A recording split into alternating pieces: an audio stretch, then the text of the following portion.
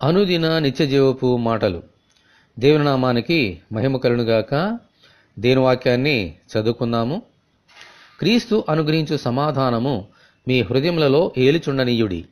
ఇందుకొరకే మీరొక్క శరీరముగా పిలువబడితిరి మరియు కృతజ్ఞులై ఉండుడి. కొలసలకు రాసిన పత్రిక 3వ అధ్యాయము 15వ వచనం. ఈ లోకము గాని మనుషులు గాని మనకు సమాధానమును ఇవ్వలేరు. ఎందుకంటే వారెవరూ సమాధానమునకు కర్తలు కారు.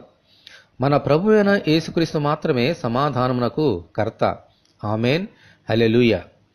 ఆయన ఇచ్చే సమాధానము మన హృదయములలో ఉన్నప్పుడు సంతోషముగా ఈ లోకంలో జీవించగలుగుతాం. ఆమేన్.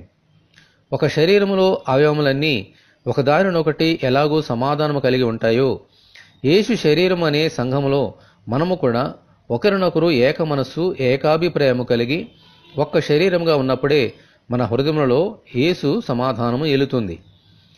ఒకరికొకరు కృతజ్ఞులై ఉంటూ దేవునికి చెందవలసిన కృతజ్ఞతాస్తుతులు చెల్లించుచున్నప్పుడు మన హృదయములలో సమాధానము ఏలుచు ఈ లోకంలో దేవుని బిడ్డలముగా జీవించగలుగుతాం. దేవునికి స్తోత్రము కలుగునుగాక. ఆమేన్. ఇటువంటి కృప కొరకు మనమందరము దేవుని ప్రార్థన చేసుకుందాము. సమాధానమునకు కర్త అయిన ప్రభువా, మీకు వందనములు.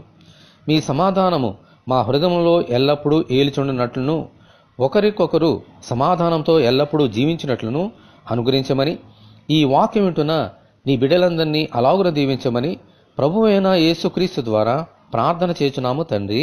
ఆమేన్. ప్రభువైన యేసుక్రీస్తు కృప మనకందరికీ తోడే ఉండి నడిపించునుగాక. ఆమేన్. పరిశుద్ధ దేవుని మందిరం.